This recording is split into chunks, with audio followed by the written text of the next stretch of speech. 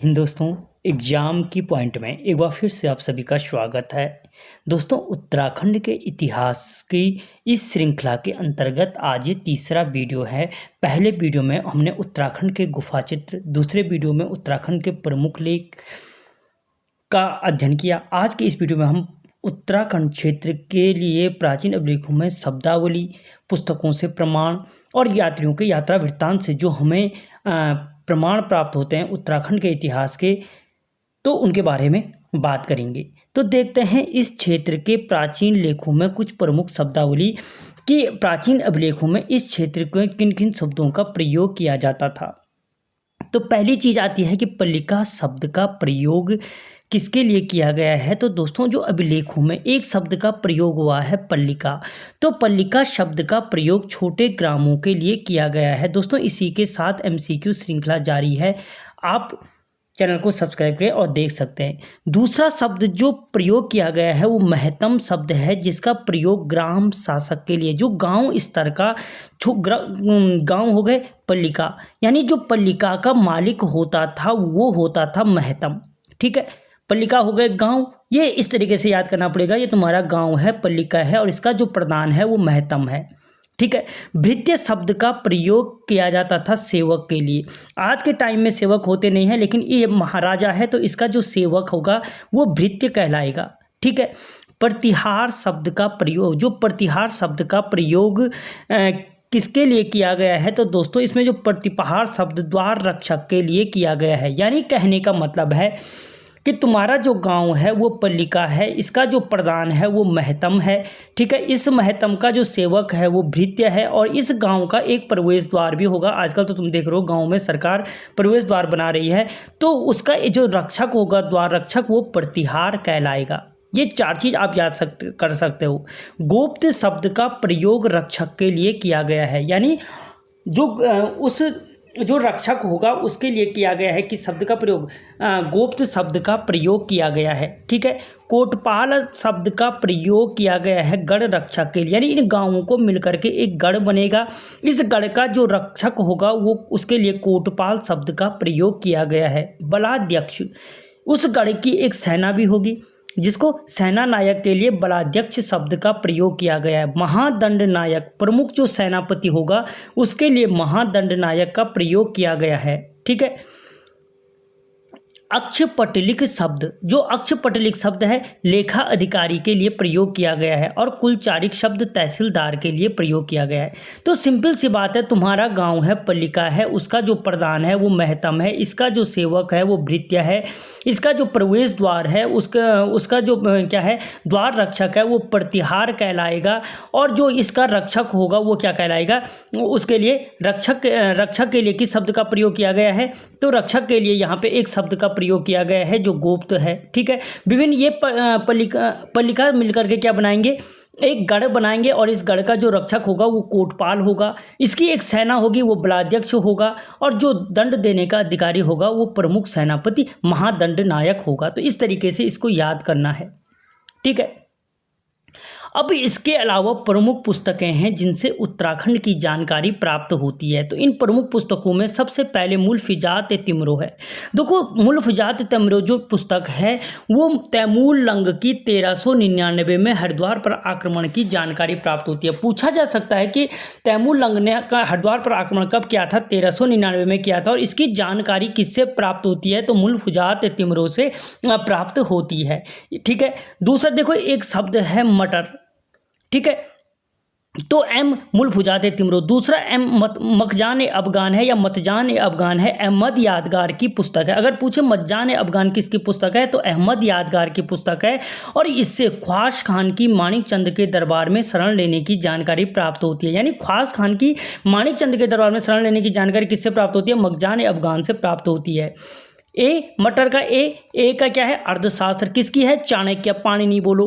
ठीक है, कुनिंद वंश की जानकारी प्राप्त होती है। पूछा जा सकता है कि अर्थशास्त्र से पूछा गया क्वेश्चन है कई बार कि किस वंश की जानकारी प्राप्त होती है, कुनिंद वंश की जानकारी प्राप्त होती है। ए अष्टाध्यायी, अष्टाध्यायी किसकी है, पाणिनि की। ठीक है, मौर्य काल में कुनिंद वंश की जानकारी प्राप्त होती है, अष्टाध्यायी से पाणिनि की पुस्तक है।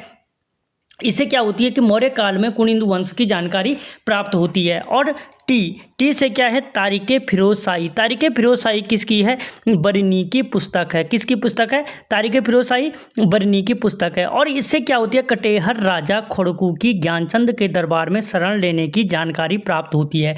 अगर पूछा जाता है कि कटेहर राजा खड़कू की ज्ञानचंद के दरबार में शरण लेने की जानकारी किससे प्राप्त होती है, तो तारीख़े फिरोज शाही से। और किसकी पुस्तक है, तो बरनी की पुस्तक है। ठीक है। आर देखो, एम से MATR था, तो एम से मखजान, ये क्या था, मुलफुजात तिमरो, मखजान अफगान अष्टाध्यायी थी, अर्थशास्त्र था। टी से क्या था, तारीख़े फिरोज शाही था। और आर आता है तो ऋणामृत। ऋणामृत क्या है, अल्लाहनाथ की है। और बाहुबाण राजवंश की जानकारी प्राप्त होती है, जिसमें उत्तराखंड के लिए शब्दों का प्रयोग किया गया है। और दूसरे आर से राज तरंगिणी है। किसकी है, कल्हण की पुस्तक है राज तरंगिणी। ललितादित्य मुक्तापीठ की उत्तराखंड विजय अभियान की जानकारी प्राप्त होती है। पूछा जा सकता है कि ललितादित्य मुक्तापीठ की उत्तराखंड विजय की जानकारी किससे प्राप्त होती है, तो राज तरंगिणी से प्राप्त होती है। तो इस सिंपल ट्रिक MATR से आप क्या कर सकते हो, इनकी जानकारी, इनको याद रख सकते हो। ठीक है।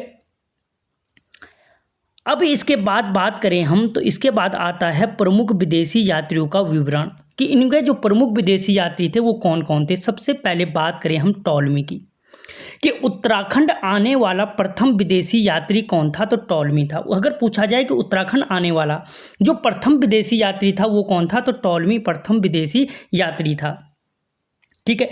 और टॉलमी ने कुनिंदों के लिए कुलेंद्र शब्द का प्रयोग किया है। एक चीज़ याद रखना, पूछा जा सकता है कि किसने किस शब्द का प्रयोग किया है, तो जो टॉलमी था, टॉलमी ने कुनिंदों के लिए कुलेंद्र शब्द का प्रयोग किया है। इसके बाद आता है दूसरा वेनसोंग। वेनसोंग का दोस्तों जो यात्रा वृत्तांत है किस नाम से मिलता है, तो सीयूकी के नाम से मिलता है। पूछा जा सकता है कि वेनसोंग का यात्रा वृत्तांत किस नाम से, शीर्षक क्या है, सीयूकी है। वेनसोंग से पौरव वंश की जानकारी मिलती है। अगर पूछा जाए कि पौरव वंश की जानकारी किस यात्री के यात्रा वृत्तांत से प्राप्त होता है, तो वेनसोंग के यात्रा वृत्तांत से प्राप्त होती है, जिसका शीर्षक सीयूकी है। काशीपुर के लिए की ऊपी स्वांगोनो शब्द का प्रयोग किया था वेनसोंग ने, याद रखना। पूछता है वो कि काशीपुर के लिए किस शब्द का प्रयोग किया था, तो की ऊपी स्वांगोनो शब्द का प्रयोग किया था वेनसोंग ने। ठीक है। अगला आता है विलियम फिंच। दोस्तों, श्रीनगर आने वाला प्रथम विदेशी यूरोपियन यात्री विलियम फिंच था। अगर पूछा जाए कि श्रीनगर आने वाला प्रथम यूरोपियन यात्री कौन था, तो विलियम फिंच था। और किसका शासनकाल था, तो विलियम फिंच परमार शासक मान शाह के दरबार में आया था। ठीक है। किसके दरबार में आया था, मान शाह के दरबार में आया था ये विलियम फिंच। ठीक है। अगला जो आता है जैसुस्ट दल आता है कि 1624 में ओंतेनियो दी ओर्तेतो आया था। कब आया था, अगर पूछा जाए कि ओंतेनियो दी ओर्तेतो कब आया था, तो 1624 में आया था। किसका कार्यकाल था, तो शाम शाह का दरबार में आया था। 1625 में फिर आता ये ओंतेनियो दी ओर्तेतो शाम शाह के ही दरबार में आता है। और 1631 में अजुवेटो आया था, और वो कहता है कि जिस दिन वो शाम शाह के दरबार में गया था उस दिन शाम शाह मर चुका था। तो यानी शाम शाह की मृत्यु की जो तारीख है वो इसी के यात्रा वृत्तांत के आधार पर लिखी गई है, क्योंकि ये कहता है कि जिस दिन ये शाम शाह के दरबार में गया था उस दिन शाम शाह का दाह संस्कार हो रहा था, शाम शाह मर गया था। ठीक है। अगला आता है फ्रांसिस बर्नियल। दोस्तों, जो फ्रांसिस बर्नियल है 1670 में मेदिनी शाह या फतेहपति शाह के दरबार में आया था। मेदिनी शाह या फतेहपति शाह का मतलब है कि कुछ लोग मानते हैं कि मेदिनी शाह राजा नहीं बना, सीधे फतेहपति शाह राजा बना था। ठीक है। तो इसीलिए मेदिनी शाह या फतेहपति शाह के दरबार में आया था फ्रांसिस बर्नियल। और इसकी जो पुस्तक है ट्रेवल्स इन मुगल इंपीरियर पुस्तक है, फ्रांसिस बर्नियल ने लिखी थी। जो ये फ्रांसिस बर्नियल था, इसने जो पुस्तक लिखी उसका नाम क्या है। पूछा जा सकता है कि ट्रेवल्स इन मुगल इंपीरियर पुस्तक के लेखक कौन है, तो फिर आंसर हो जाएगा फ्रांसिस बर्नियल है ट्रेवल्स इन मुगल इंपीरियर पुस्तक का लेखक। ठीक है। इसके बाद बात आती है जॉर्ज फॉस्टर। स्थल मार्ग से भारत आने वाला प्रथम यूरोपियन यात्री जॉर्ज फॉस्टर था। अगर पूछा जाए कि स्थल मार्ग से भारत आने वाला प्रथम कौन था, जॉर्ज फॉस्टर था। और जॉर्ज फॉस्टर के समय कुमाऊं का राजा प्रद्युम्न शाह था। ठीक है। उस समय कुमाऊं का राजा कौन था? अगर पूछा जाए जॉर्ज फास्टर के समय कुमाऊं का राजा कौन था, तो याद रखना प्रद्युम्न शाह उस समय कुमाऊं का राजा था, और गढ़वाल का राजा घृणित का जयकीर्ति शाह था। ठीक है, जब जॉर्ज फास्टर ने भारत की यात्रा की थी। उसके बाद आता है मूरक्रॉफ्ट। मूरक्रॉफ्ट ने तिब्बत की यात्रा 1812 में की थी और टिहरी की यात्रा 1820 में की थी। इसी समय मूरक्रॉफ्ट ने ही सुदर्शन शाह को क्या कहा था? कलाविदों का शिरोमणि। पूछता है वो बार बार कि सुदर्शन शाह को कलाविदों का शिरोमणि किसने कहा था? तो मूरक्रॉफ्ट ने कहा था। इसके अलावा एक और नाम जो देखने को मिलता है वो है एन हार्ड्रे। लिखा नहीं गया है लेकिन सुन लो यहाँ पे, एन हार्ड्रे। जो एन हार्ड्रे था उसका सह यात्री था मॉरिसिस कुछ था, मॉरिसिस उसका कोई यात्री था। ये महिपति शाह के समय आए थे, जिन्हें गर्भभंजक कहा जाता है। महिपति शाह के समय आया था एन हार्ड्रे। याद रखना थोड़ा सा, अगर पूछे जाए कि एन हार्ड्रे किसके कार्यकाल में आया था, तो पंवार वंश के शासक महिपति शाह के कार्यकाल में आया था। और इसने जो पुस्तक लिखी थी early Jesuit travels in central Asia, ठीक है, मैं अपने यात्रा वृत्तांत को लिखा था। किसमें? Early Jesuit travels in central Asia में अपने यात्रा वृत्तांत को लिखा था। तो दोस्तों यहाँ तक हमने पढ़े। इसके बाद हम बात करेंगे कुनिंद वंश की।